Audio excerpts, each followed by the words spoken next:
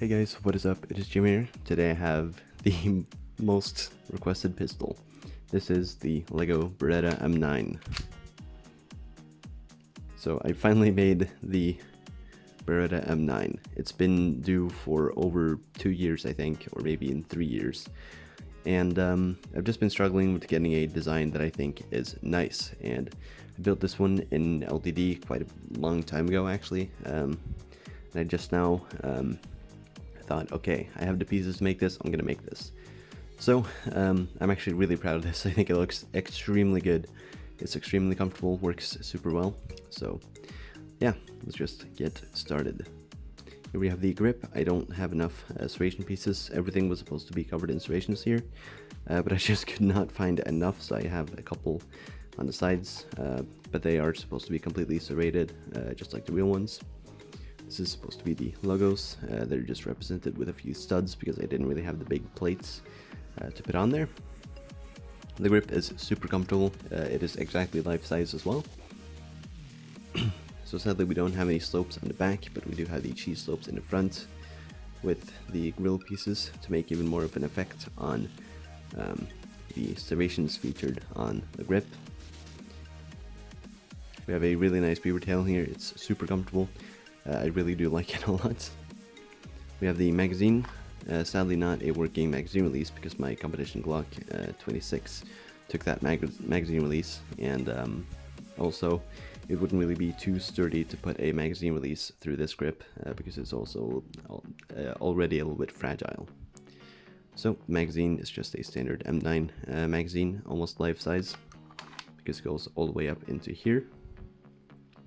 It uses my normal grip attachment mechanism or design, but just a little bit more complex, which is the reason why I will not make a tutorial on this pistol. We have the trigger guard and the trigger. Of course the trigger works. Tried to shape it as much as I could into the real trigger, but since I couldn't get any space for the piece I actually wanted to use, which was the big type of arch piece, like used on my AK trigger and my USP trigger.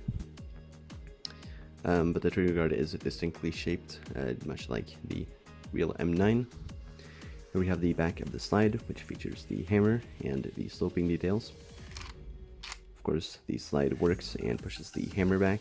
We have the safety, which doesn't really work, it's just there for the effect. Essentially, it could work to lock the slide from being able to be moved, but you know. So that would be safe, and then we would have fire. Most of the time it just slips down there, so that's just how it is. We have the working slide lock, of course, so you can of course release the slide, and it works really well. We have the shell ejection port, which just kind of shows the rubber band because I wasn't able to make it hollow through here.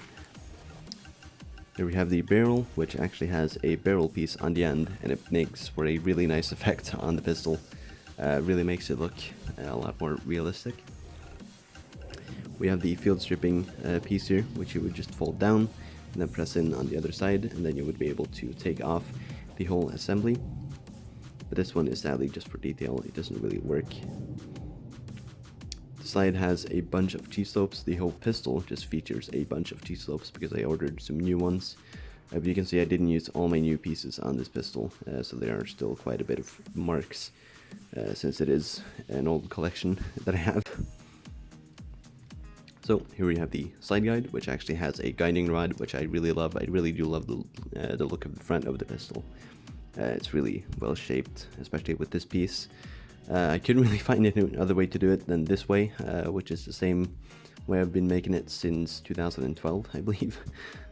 Not taking credit for this design, because I know a lot of other people use it, but it's just the best design to use, even though it reveals a few studs. So yeah, here we have the iron sights. They're not really the best because there's not really a piece that's really good for using in front there, but they are there. They do kind of resemble the actual ones, at least the rear ones do.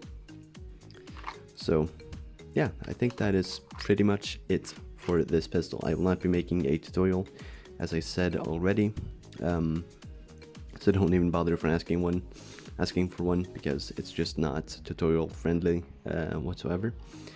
So yeah, that is pretty much it. Thank you guys so much for watching, and I will see you guys. Goodbye.